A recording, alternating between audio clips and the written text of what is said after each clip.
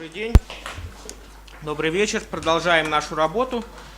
Только что у нас состоялась дипломатическая встреча двух чрезвычайных и полномочных послов Люксембурга и Швейцарии. И господа послы обменялись мнениями о новом растущем финансовом центре Люксембурге и о старом традиционном, всеми уважаемом финансовом центре, каким является Швейцария. И мы очень рады сегодня видеть Его Превосходительства Вальтера Гигера, чрезвычайного и полномочного посла Швейцарской конфедерации в России, который любезно согласился рассказать вам о политической системе и политической культуре Швейцарии. Пожалуйста, Ваше Превосходительство.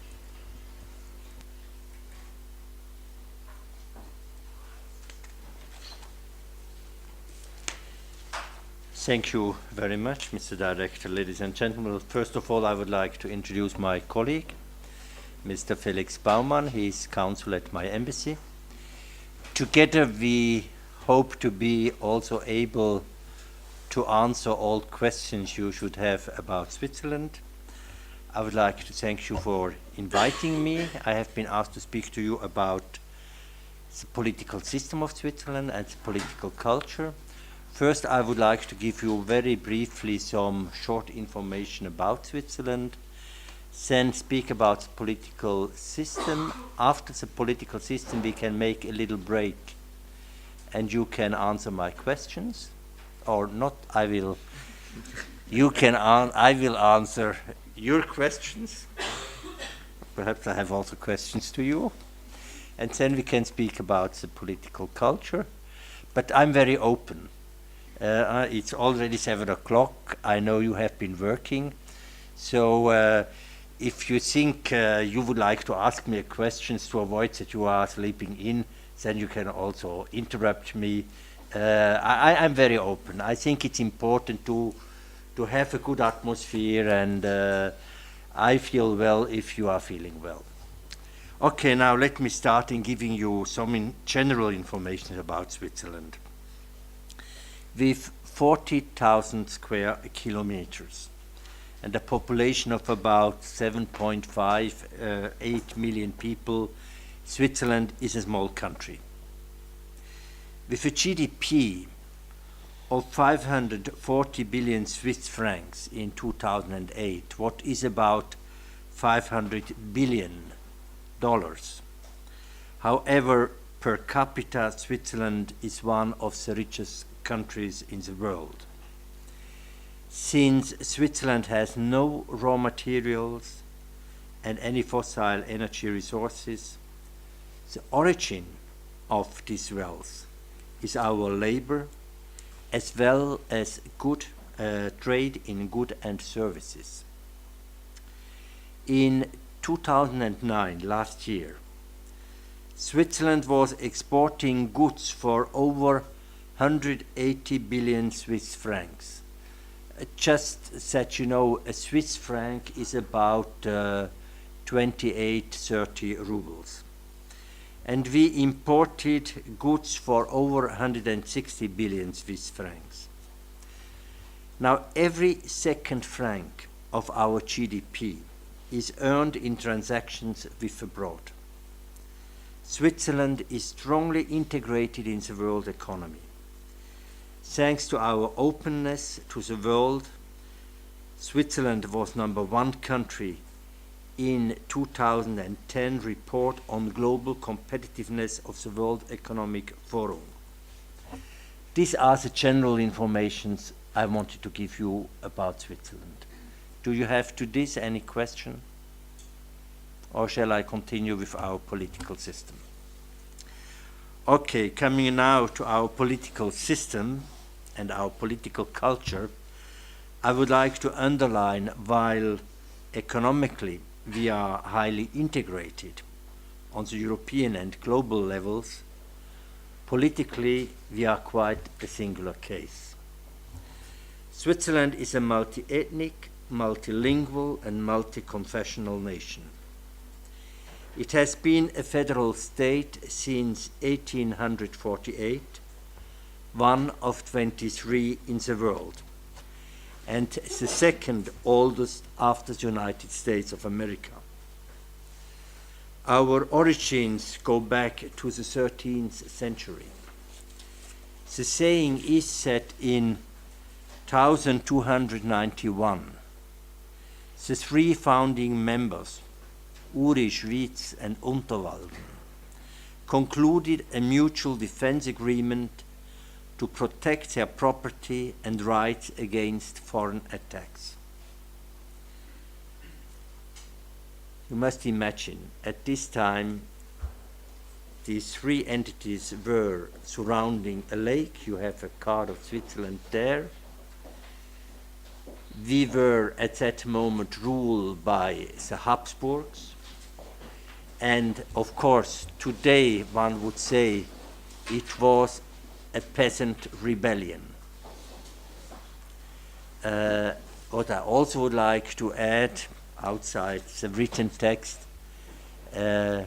few years before, the main mountain pass linking Northern Europe to Southern Europe was opened. This brought a lot of wealth on the one hand, but this also created a lot of political interests. Everybody wanted to control this pass. So the local inhabitants decided for independence and were ready to fight for it. Well, additional urban and rural areas joined this agreement or were conquered in the course of the following decades and centuries. The European monarchies formally recognized the Swiss independence in the peace treaty from Westphalia in 1648. Not least because of some internal tensions due to religious divisions among Catholics and Protestants, Switzerland decided to stay outside the many conflicts characterizing European history in the 17th and 18th century. In 1789, the French Revolution spread to Switzerland, leading to disturbances in several areas. Napoleon Bonaparte took advantage of this unrest to conquer Switzerland. The old confederation collapsed, but was restored in 1850, also thanks to the support of the Russian Tsar. The following decades were again characterized by increasing internal and external tensions. After a short civil war, the modern Swiss federal state was founded in 1848. Since then, Switzerland has a federal structure with three political levels: the confederation, the federal level, the cantons, the provincial or departmental level, and the communes, the municipality level. Now, this was the historic introduction. Does anybody want to ask me a question about our history until 1848? You see, what is characterized? You have to imagine this. We never had a king. We never had an emperor. Right from the beginning, it was a bottom-up grown state, surrounded by monarchies. We were really the exception compared to all surrounding states. And we were quite disturbing. We were disturbing because not being a monarchy, we were disturbing because it was a democracy, we were disturbing because our economic system already at this moment was more liberal than in the surrounding countries.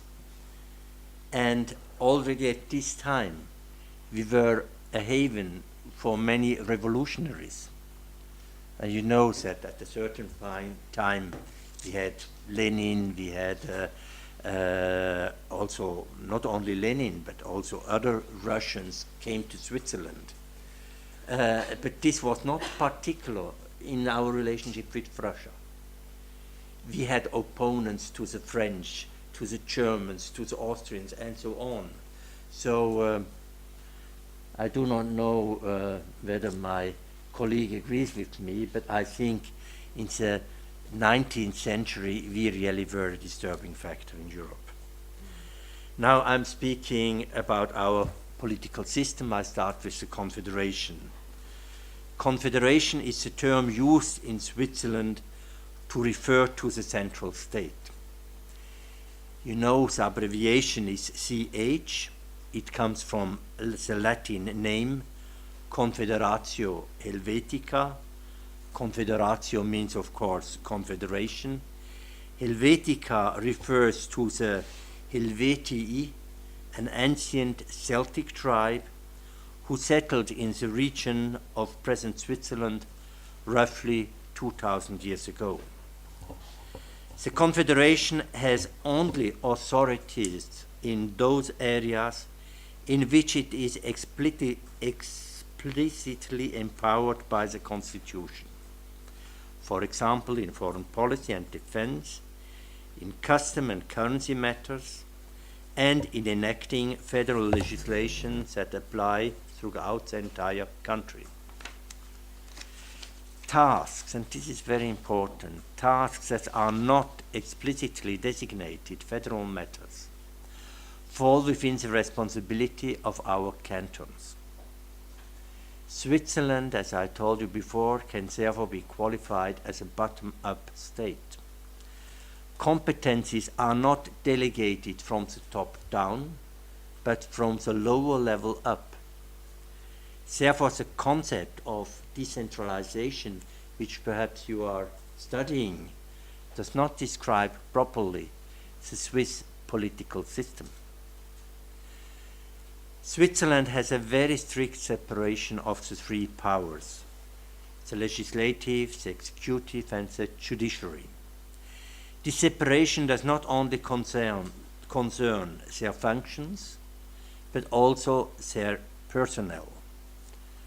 No one may belong to more than one of the three federal authorities, the Parliament, the government, and the Supreme Court. As all over in the world in democratic states, the people elect the legislature. However, in Switzerland, the legislator elects not only the executive, including the president, but also the judiciary. That means, again, a very important point, federal judges and members of our government are at the same level. A federal judge, the federal court, will never accept any instruction from the government. The Swiss parliament consists of two chambers. When they meet in a joint session, we call them the United Federal Assembly. The United Federal Assembly constitutes the legislative authority. The first chamber is the National Council with its 200 members. It represents the population of the country as a whole. The individual cantons are represented in proportion to the number of their inhabitants. The Council of States is the second chamber, the State Duma in your system. It represents the 26 cantons. 20 cantons are represented by 2 members, while the 6 half cantons each send only 1 representative to the 26-strong chamber. Both chambers are directly elected by the people. The National Council, the larger chamber, is elected in accordance with federal rules, and the Council of State, the smaller chamber, according to provisions differing from one canton to another. There again a little story. It took quite some time in Switzerland to introduce the right to vote for women. And women were entitled to vote in certain cantons before they were allowed to vote in other cantons. Now, the very interesting case happened. At federal level, this was early 60s, women were not yet entitled to vote at federal level, but at cantonal level. So in the canton of Geneva, a woman was elected in the state council. So we had a woman represented in our parliament in spite of the fact that women at federal level were not yet entitled to vote. This shows just that each canton decides on his election law for the state council. Now, but today we have 3 women in our government, of 7. Therefore I will speak now about our government. It consists of 7 members. We call these 7 members our Federal Council. And then we also have a Federal Chancellor. Altogether they are 8. The Federal Chancellor is a lady, our President this year is also a lady. We have 3 Federal Councillors and the Chancellor, so at the moment we are really 50 to 50. And the presidents of both chambers. And the president of both chambers of our parliament are also ladies.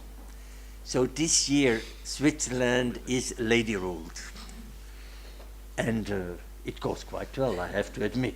Perfectly well. Okay, now the federal government, these members of the government are elected by the United Federal Assembly for a 4-year term. All members of the government are equal. The government takes its decision by majority vote. The President of the Swiss Confederation is elected each year by the Federal Assembly and is considered only primus inter pares, or first among equals during that time. He or she chairs the sessions of the Federal Council and undertakes the special ceremonial duties proper to a head of state. Switzerland does not have a prime minister. Since 1959, the 4 largest parties, from center-right to center-left, are all represented in the government. Each federal councillor is also head of a ministry called department. This means that the Swiss government has only 7 ministers and 7 ministries, namely the Federal Department of Foreign Affairs, in charge of our foreign policy and of development cooperation, the Federal Department of Internal Affairs, not in charge of security, but in charge of culture, health, social affairs, education and research. Then we have the Federal Department of Justice and Police, in charge of justice, police, migration, but also metrology and intellectual property. The Federal Department of Defense, Civil Protection and Sport, the Federal Department of Finance, which is not only in charge of the federal finances, but also of the federal personnel, taxes, customs and custom administration, federal buildings, logistics, informatics, and telecommunication. Then we have the Federal Department of Economic Affairs, which is in charge of the economy, labor, industry, foreign economic relations, vocational training, technology, agriculture, and veterinary affairs. And the last ministry is the Federal Ministry of Environment, Transport, Energy and Communications. So, you see, our problem as ambassadors is very often that when a member of government comes, he has only the title of a councillor. My deputy has the title of a minister, but a member of the government has only the title of a councillor. And then we have to explain that this councillor is in charge. In Russia it would be about 7 different ministries. But we do not have a prime minister. And the 7 together, you know, if you take our government together, they have the competencies of your head of state, of your prime minister, and of all the ministers. So it's very difficult to explain when we have visits of members of our government who these people are.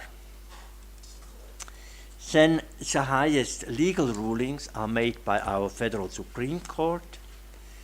We have 4 of them, one in Lausanne, then the Federal Insurance Court in Lucerne, the Federal Criminal Court in Bellinzona, and the Federal Administrative Court, which is now in Bern but will soon be transferred to St. Gallen. Now, I mention the 4 cities where these courts are because in each part of Switzerland, east, west, south, north, we have one of the federal courts. You know, this is also important that not all the power is concentrated in the capital. Now, if you have any question to the level of the Confederation, you can ask now. Otherwise, I will speak about our cantons.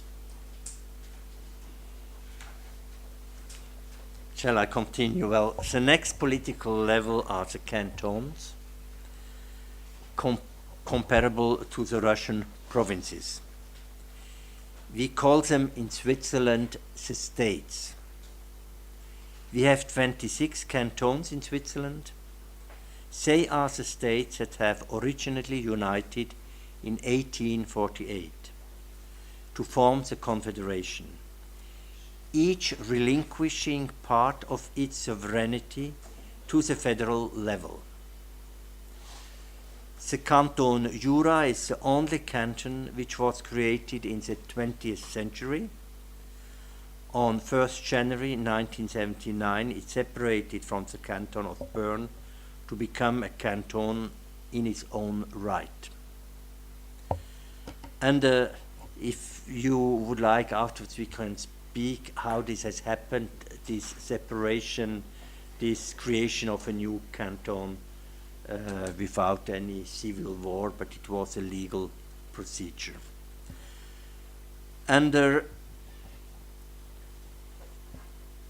the federal constitution, all cantons have equal rights, and in comparisons with the situation in other countries, they have a very high degree of independence.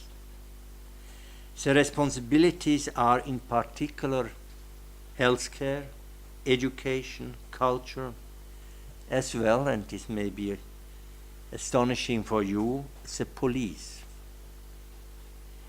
In these policy areas, they enjoy a great degree of latitude. Each canton has its own constitution, its own parliament, government, and courts.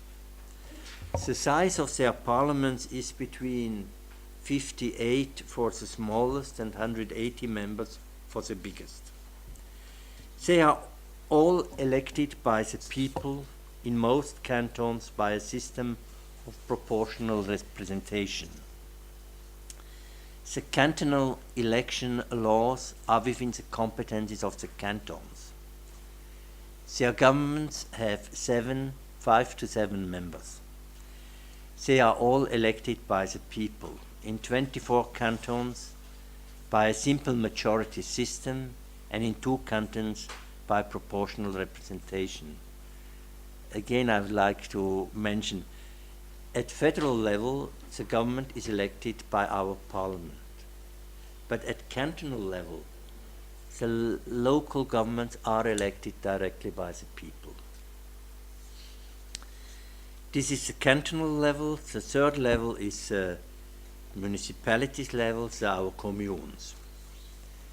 There are currently 2,636 communes in Switzerland, but the number is declining as smaller communes are tending to merge together in order to carry out their tasks more efficiently. Roughly 1/5 of the communes have their own parliament, especially urban communes, towns and cities. There is no federal law on the communes. The communal level of autonomy is determined by the individual cantons and can therefore vary considerably from place to place. Some cantons are highly centralized. In others, the communes enjoy a great degree of latitude. I'm from an area where the communes have a big independence. Only 2 tasks are allocated by federal law to the communes, namely the management of the registry of residents and the organization of civil defense. Normally, communes have responsibilities relating to schools, social services, energy supplies, road construction, local planning, and taxes. In most cantons, taxes, also federal and cantonal taxes, are collected by the communes. They keep their share and are handing over the remaining part to the cantons, which are handing over the part of the confederation to the confederation. Also, money is not coming from the top down, but from the bottom up, with the exception of federal subsidies, which are taking the other way. But this is a smaller share of their incomes. Now, their own incomes provides to the communes a large extent of independence. This was a short presentation of our political system. Do you want now to ask a question about the political system? Yes? I wanted to ask if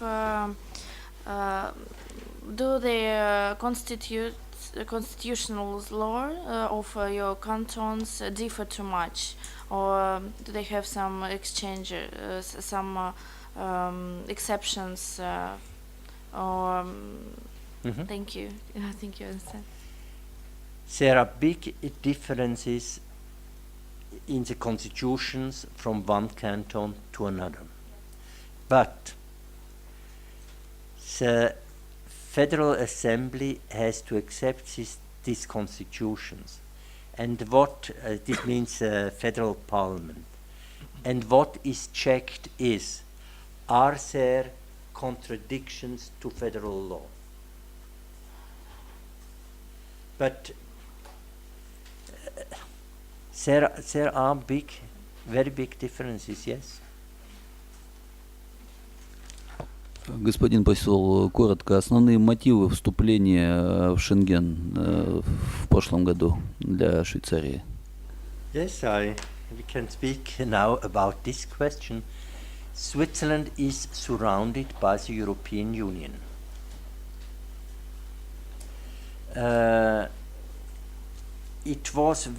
Switzerland is surrounded by the European Union. About 2/3 of our trade exchanges are going to the European Union. For us, it was purely from an administrative point of view much easier to join the Schengen Agreement. Otherwise, to have a strong border protection to the 4 surrounding countries of Switzerland was absorbing too many resources and was hampering a lot trade flows and flows of goods and services and persons. We can, if you want, at the end also speak about our relationship, our special relationship with the European Union. And we are not member of the Union, but we have about 20 main agreements and about 120 secondary agreements. So the flow of person, capital, services between Switzerland and the European Union today is free. We participate also in many of the programs of the European Union. Therefore, the borders to maintain our own visa system was just not economic. Your Excellency, you mentioned that you come from the canton of high independence.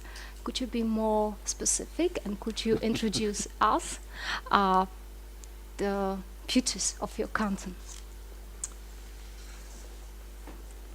Thank you. You see, I think in Russia it must be the same.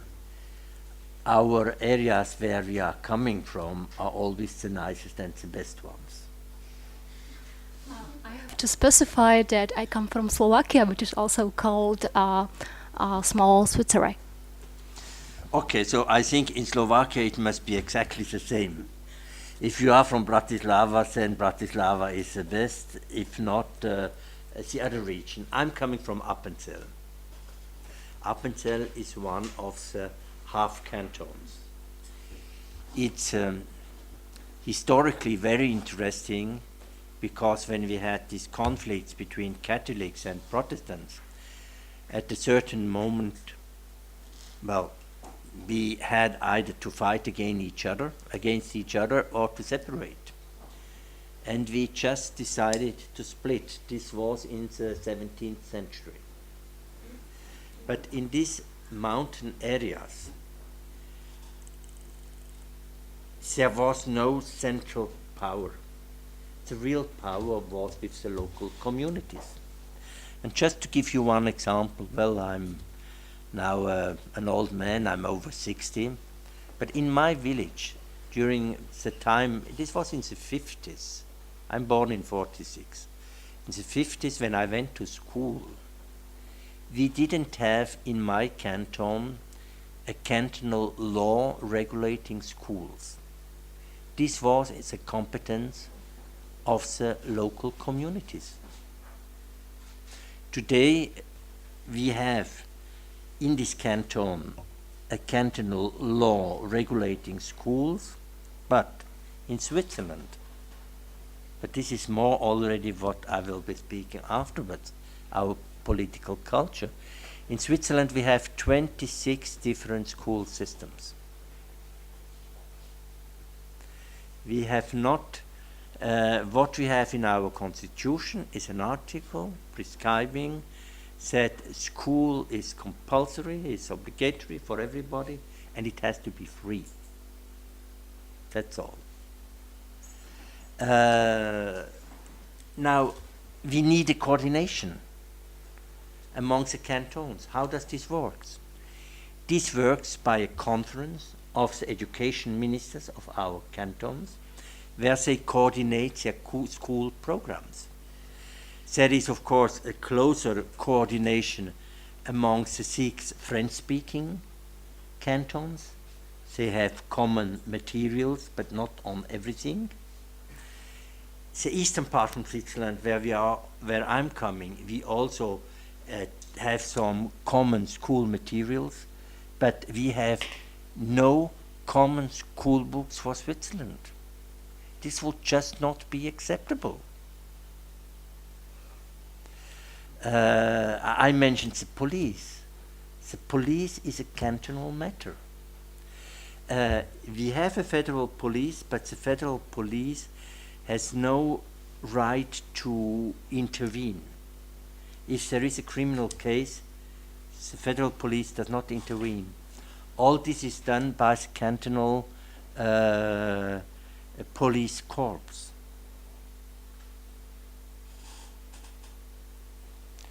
Therefore, I told you, we are quite an exceptional case.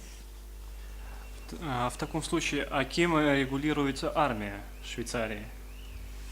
We make a distinction between the army and the police. The police forces are not part of the army. These are 2 separate bodies. The rule of the army is to defend Switzerland to outside threats.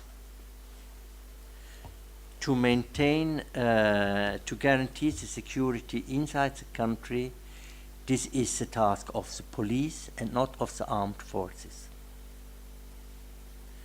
But as in Russia too, every man, there we do not have equality yet, has to make his compulsory military service.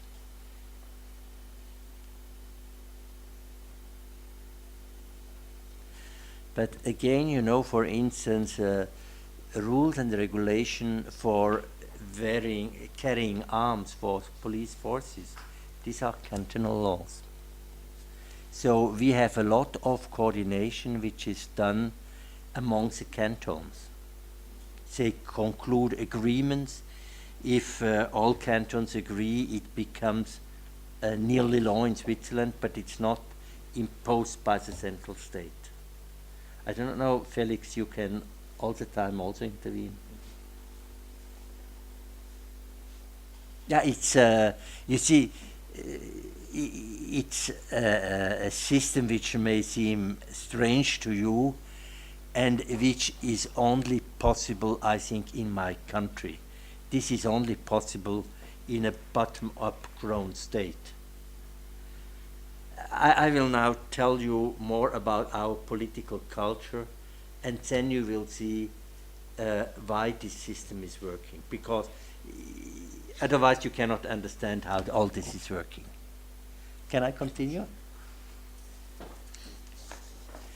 Well, there are a few countries in which the people have such far-reaching rights of co-determination as in Switzerland.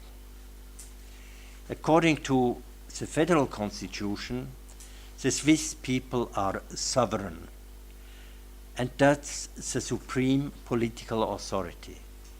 And this term of sovereign, in German, souverän, that's the term used for an emperor. In the constitution it's written, the sovereign in Switzerland is our population. This concept includes all Swiss adults who are eligible to vote, some 5 million citizens, equivalent to around 65% of the resident population. Those under the age of 18 and foreign nationals have no political rights at federal level.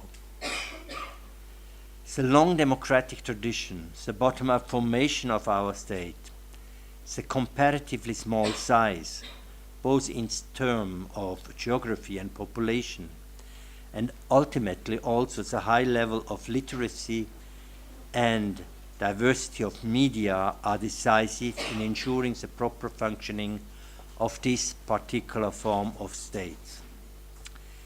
Swiss nationals have the following political rights at federal level. Number 1, elections. Every 4 years, the people elect the 200 members of the National Council.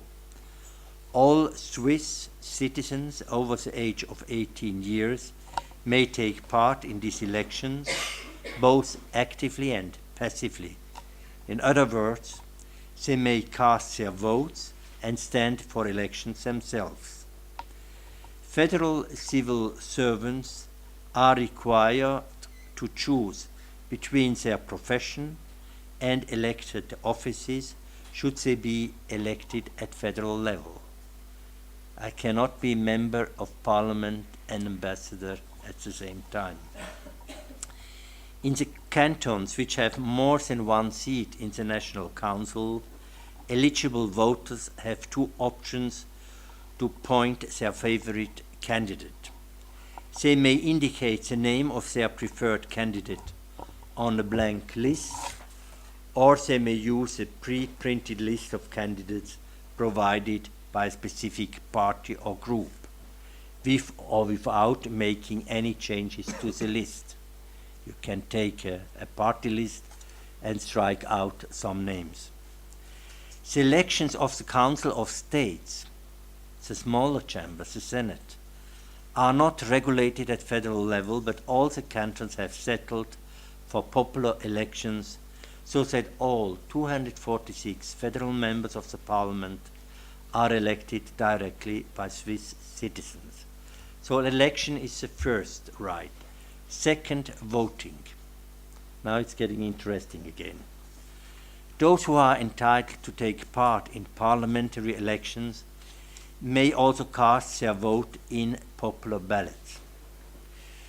Eligible voters are generally called on 4 times a year to vote on federal proposals. On average, these votes involve 3 to 4 proposals that may be adopted or rejected.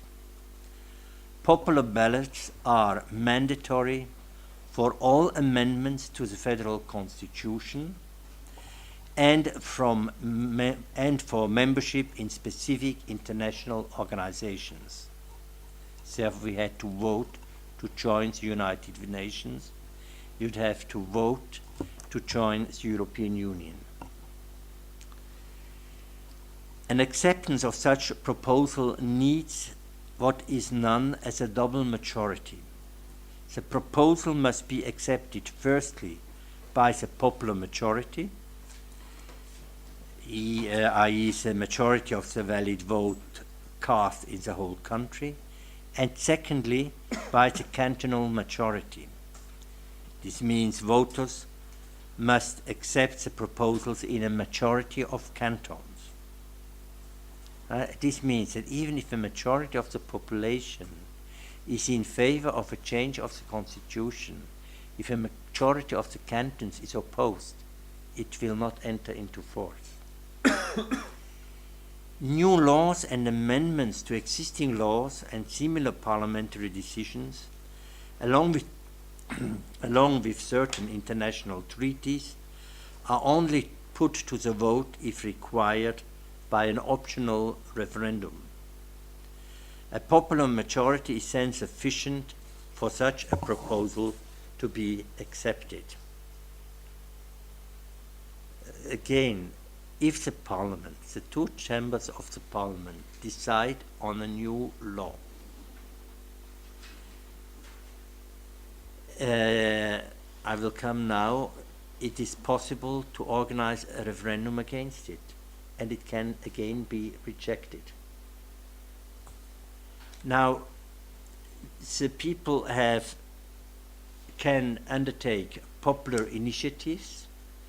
Citizens may request that the people decide on an amendment they want to make to the Constitution. For such an initiative, the signature of only 100,000 voters who support the proposal must be collected within 18 months. A popular initiative is a precisely formulated text whose wording cannot be altered by the parliament or government. The authorities sometimes respond to an initiative with a direct counter-proposal in the hope that the people and cantons will support that instead.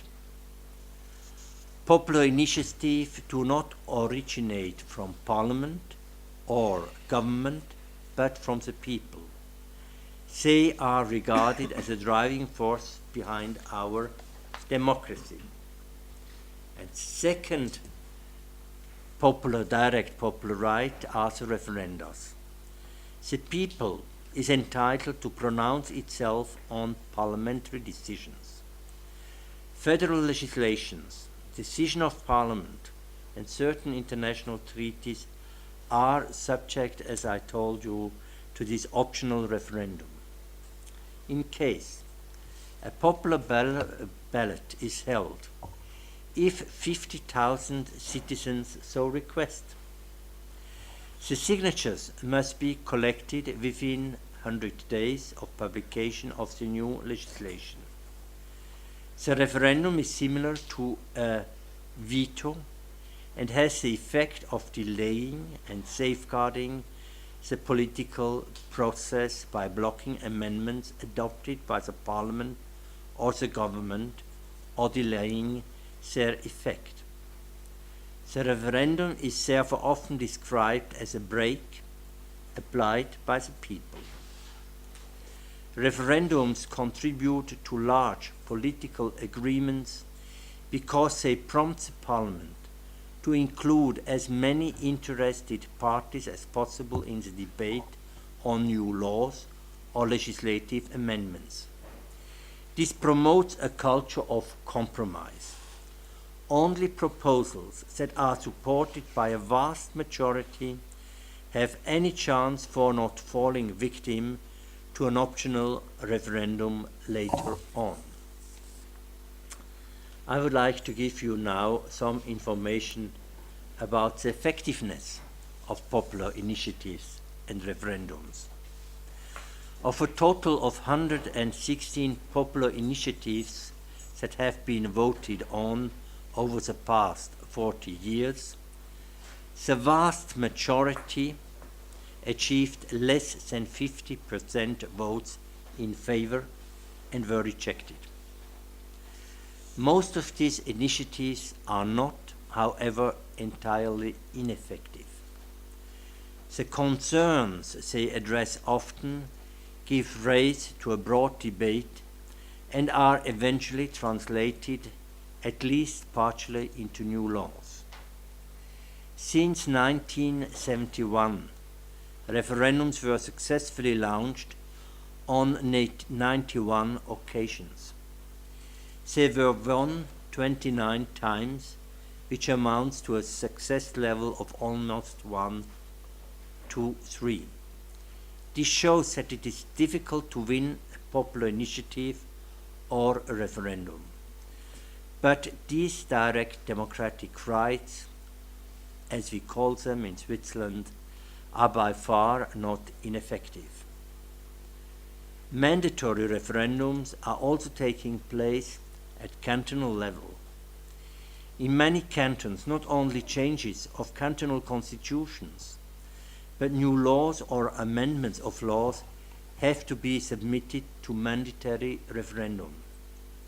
These mandatory referendums do in most cantons also include taxation laws. This means that increases or decreases of taxes have to be submitted to a mandatory referendum. In 2 cantons, the direct democracy takes still place in the form of people assemblies on a public place. In all other cantons, the people vote exclusively at the ballot box. Now, also at communal level, we have direct democracy. In many of the smaller communes, the yearly budget and accounts has to be approved by mandatory referendum. In bigger communes, the voting takes place at the ballot box. 4/5 of the communes, however, still make direct democratic decisions at the communal assembly, where all the inhabitants who are entitled to vote may participate. In other words, the people are not only represented by the councillors, but make decisions directly themselves. The overall impact of our direct democracy at the 3 levels of our political system is that political decisions have to reflect truly the will of the people. Usually, a majority of the population is hesitant to change. Therefore, our direct democratic political culture slows down the speed of change, which can, of course, be an advantage or a disadvantage. Well, ladies and gentlemen, I think you agree with me that this system is quite unique and probably only possible in the context of my country. Well, together with my friend and colleague, I'm now open to answer to all questions you have about Switzerland. I hope it was interesting for you to learn more about my country. Thank you.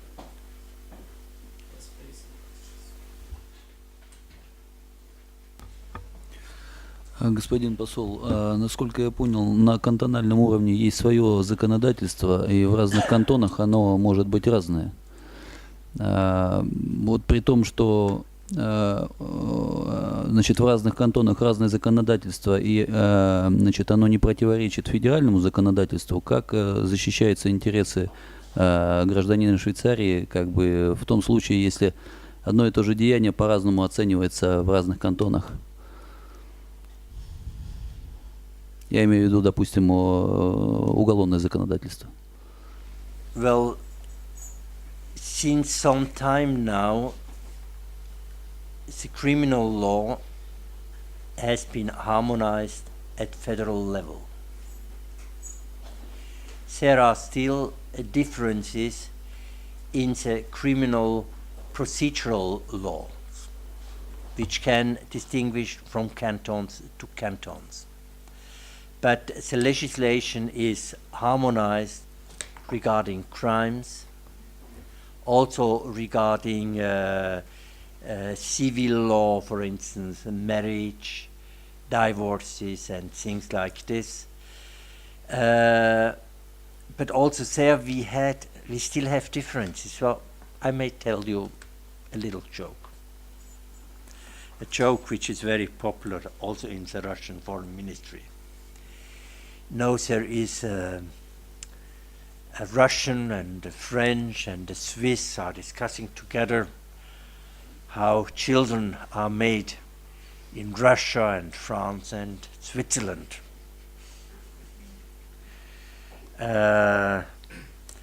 In France, you know, little babies are born in un chou, on dit comment?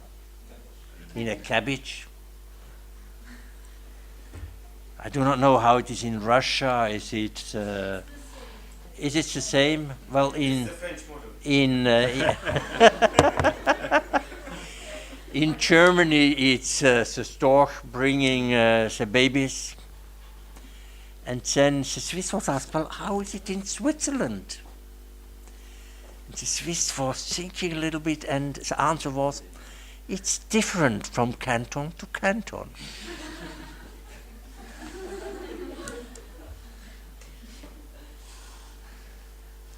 But the main legal body today is harmonized. But it took us about 150 years. Господин посол, хотелось бы задать вопрос относительно радикальных политических движений в Швейцарии. Вот, в частности, в одном средстве массовой информации я видел предвыборный плакат одной из партий, где была изображена такая несколько овечек разных цветов, и вот белая овечка так как бы ногой отпихивает черную овечку, якобы вот какая-то радикальная партия. И вот в данном контексте могли бы прокомментировать вот последнее резонансное решение референдума по, ну, касаемо ислама, если не ошибаюсь, мечети и каких-то еще аспектов. Да, извините, да, минарет. Yes, let's speak with. Let's start with the initiative which was launched to forbid the construction of new minarets in Switzerland. This initiative was launched.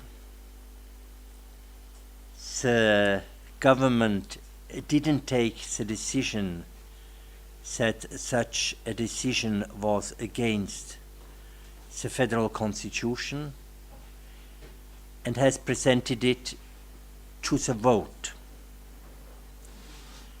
And to the surprise of the main political parties, to the surprise of the government, this initiative was accepted by about 57%, a majority of 57%. Now, this does not mean, and then I would be very clear, this does not mean that to practice the faith of Islam is prohibited in Switzerland. It's free. This does not mean that any new mosque can be built. We have in Switzerland about more than 100 mosques. 4 of these mosques have minarets. It just means that you cannot build a new minaret. We will see, the whole matter will be discussed in the Human Rights Council. Well, I was serving in many Islamic countries, and I think it's not so easy to build churches there as it is easy to build mosques there, but I have to admit myself that I cannot understand and that I do not approve this decision, but I have to respect the decision as a public decision of our voters. Now, the other reference you made, yes, we had une affiche, comment on dit, a poster at the moment where we were voting on a reduction on foreigners. Well, you have to know that in Switzerland we have about 20% of the resident population are foreigners. And we have come to a point where some people, some Swiss people, feel threatened. Now, these 4 white sheeps were not kicking out an extremist, but a black sheep. Now, black sheep in the German language, I do not know how it is in the Russian language. In the German language, if you say he's a black sheep, this means that he does not integrate in the community. At the moment we discuss in Parliament an initiative which would oblige Switzerland to expel all foreigners who are committing crimes in Switzerland. So, you know, it's difficult to manage 20% of foreigners. Yes, we are part of the Schengen space. Many people can now freely move into our country. And the explanation of the government for this vote on minarets was that this is the expression of an uneasiness of our population with what is going on. We have to take it serious, and we have to find ways and means. It is clear, I think, in all countries, if you have foreigners which are coming into your country, they have to respect the laws and the rules of your country. And this has also, yes, the Swiss people wanted also to say this. But I would like to underline again, any Muslim can practice in Switzerland its faith. There is no limitation of the freedom of belief in Switzerland. Felix, would you like to add something? Maybe we can just add that despite what the ambassador just said of a situation now marked by crisis and certain fears of the population, the presence of extremist parties and groups is still extremely small in Switzerland compared to even to many other European countries. And our political system is actually open, is very, very open. And despite that, such parties do not form, well, they're just little groups usually. We have an anti-racism law for now several years. So it is, I mean, obvious far-right propaganda is prohibited by law. There is no, would say, right-wing fascist party that is legal. On the other hand of the spectrum, there is a communist party in Switzerland, but also its influence is extremely small. There are currently, I think, two members in the federal parliament. So just to say that the mainstream parties still are 98% of the whole vote. And the one party that has made this poster that you mentioned before with the sheep is actually, well, is a government party, is called the People's Party, and it is a party, it is true, with about almost 30% of the vote, but still, if we look at its general orientation, we cannot say it is an extremist party. It is a right-wing conservative party with, it is true, quite somehow, probably we do not share it, but I mean it is in fact an aggressive way of campaigning But I think we cannot say it is neither a far right nor a xenophobic party. It is a conservative party, and I think it does represent conservative Swiss people who are far from being, far right people. If I may just add one thing more, we have from time to time problems explaining abroad, while Switzerland is not prohibiting extremist terrorist organizations. We only are prohibiting extremist terrorist organizations if they are prohibited by United Nations. This is the criterion. But we think from police point of view, it is easier to supervise extremist groups if they are not prohibited. Because if you prohibit them, they will go to the underground, and then it is much more difficult to infiltrate and to be aware of what is going on. But I was Swiss ambassador to Turkey, and I had all these difficulties to explain why PKK is not prohibited in Switzerland. Other questions? Mr. Ambassador, recently I've read that as for Switzerland, its journey to the EU, it's more, it is considered more like a possible option than as a strategical goal. So my question is, why is it more preferable for Switzerland to be partially in and partially out than fully in, while now it's fully surrounded by EU member neighbors? Thank you. Thank you. Well, we still have Liechtenstein as a member, and they are not member of the EU, but Liechtenstein is not too big.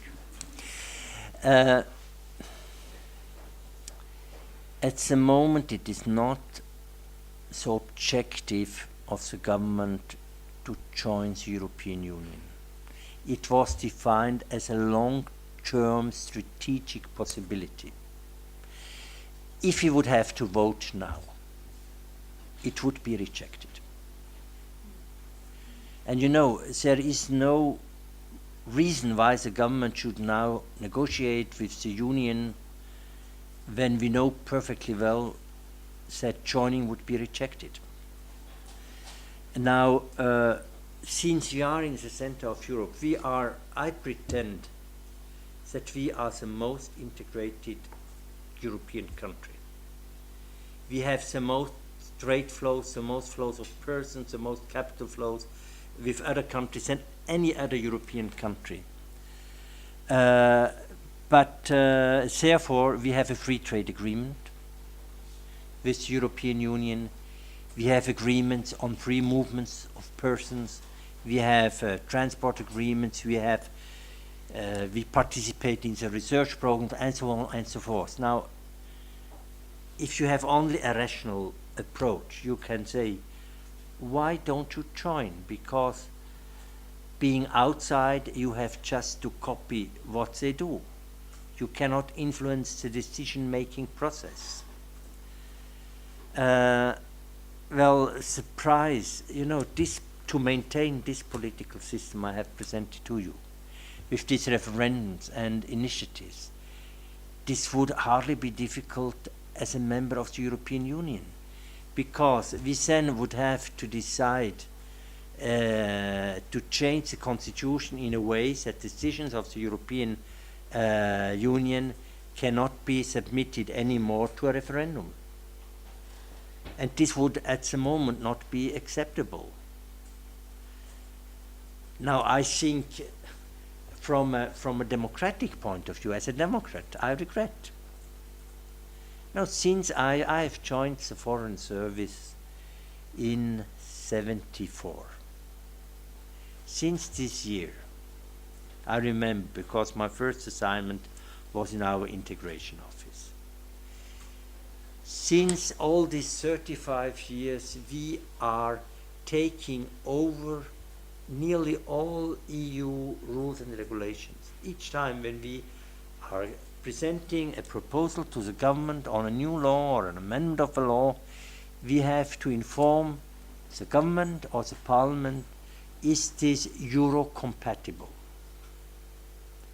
There are exceptions where we voluntarily are not Euro compatible because we want to have a distinction. But in many areas, mainly if standards are concerned, we try to be Euro compatible. Switzerland could join tomorrow's European Union, we wouldn't have problems in taking over the acquis communautaire. But we could not continue like this. And we are a conservative country. And with our political system, you cannot change very fast. Perhaps we join together the European Union. Good evening.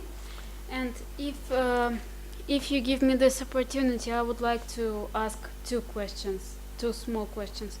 The first one is about the army. Does your army take part in any international military operations? And the second question? And the second question was that Switzerland is traditionally well known for its banking sector and financing. And I heard that the European Union is requiring some information, some banking secret information from Switzerland and Luxembourg also. And what the government is going to do with it? Okay. I'll let you answer the question on the army, and I will answer the question on the banking secrecy. Okay, on the army question, it might seem maybe strange to you that a neutral country like Switzerland actually has had a presence abroad for quite many years. It started in the 1950s with the first assignment in Korea, on the borderline between North and South Korea. But this was, of course, a very small presence of unarmed officers. And actually it remained like that for the whole period of the Cold War. The East-West divide. Switzerland was not a member of the UN, so we did not have any what was called blue helmets. We had no armed soldiers abroad. And we very timidly changed this in the 1990s, when then the Swiss government decided to gradually change this approach and to participate in peacekeeping operations abroad. And at first the soldiers were still unarmed.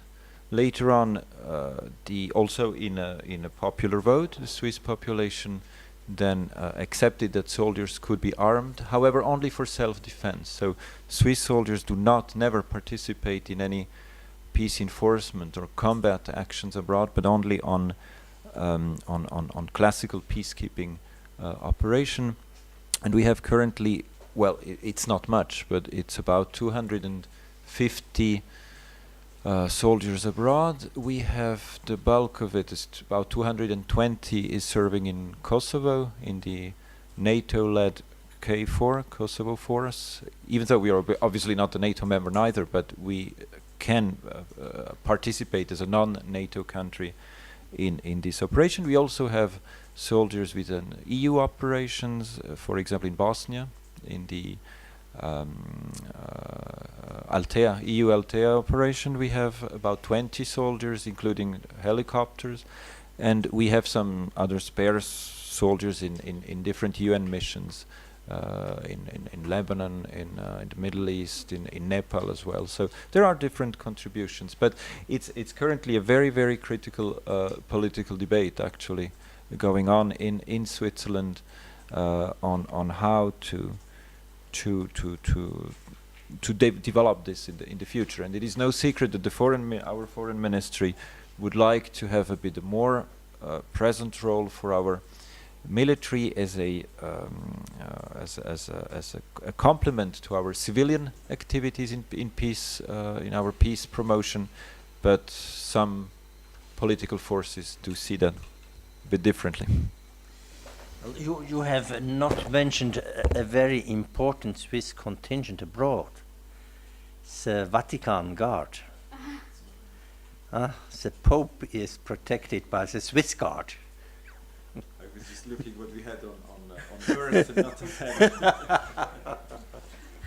Yes, but it's clear that as a permanent neutral country, we could not be in. Only Catholics. Yes, as a permanent neutral country, we do not participate in any war or similar operation, but we are cooperating in the Partnership for Peace program, but we are also cooperating with the Russian army. We had this week the visit of your army chief in Switzerland. We will cooperate with the Russian army in mountain training, in training courses. So it's not that we do not cooperate with other armies, but we do not participate in any war. Now, the other question. It's not only the EU, my dear, which is putting pressure at the moment on Switzerland regarding our bank secrecy. You see, the best defender of the Swiss bank secrecy was President Medvedev when he visited Switzerland, and he made it very clear that he thinks that it is a human right for each person to be protected, to have his area of privacy. This continues to be our opinion. Now, in OECD, a majority of the countries have agreed to exchange information if tax evasion takes place. We long-term made a distinction, an artificial distinction, between tax evasion. We said, well, I fully can subscribe. Who likes to pay taxes? And it's a difference whether you just try to evade taxes, avoid taxes, or whether you are cheating on taxes. But the pressure on us was so big that we had to accept, to adapt our double taxation agreements to the OECD standards. But we will not do more than that. This means that we will not automatically provide information on foreigners or Swiss who have money in Swiss banks. We are providing information in the case legal procedures have been opened, also for tax evasion. But a procedure has to be opened in a country. There must be proof that there are evidence that cheating has taken place, and then we will provide information to those countries with whom we have agreed so in our double taxation agreements. And we will also negotiate such an agreement with Russia, but no automatic information will take place. Thank you. Thank you. Большое спасибо, Ваше Превосходительство. Я думаю, студенты должны будут сдавать экзамен по итогам ваших лекций. Я думаю, что они получили универсальный ответ о политической системе Швейцарии, что все отличается от кантона к кантону. И на этом можно поставить точку. Но, говоря серьезно, я думаю, что после вашего выступления у нас осталось лучшее понимание Швейцарии, больше симпатии к Швейцарии. Никто не успел спросить ни о швейцарском сыре, ни о швейцарских армейских ножах. Но я думаю, вот этот бытовой пласт швейцарской культуры останется на будущее. Спасибо вам большое.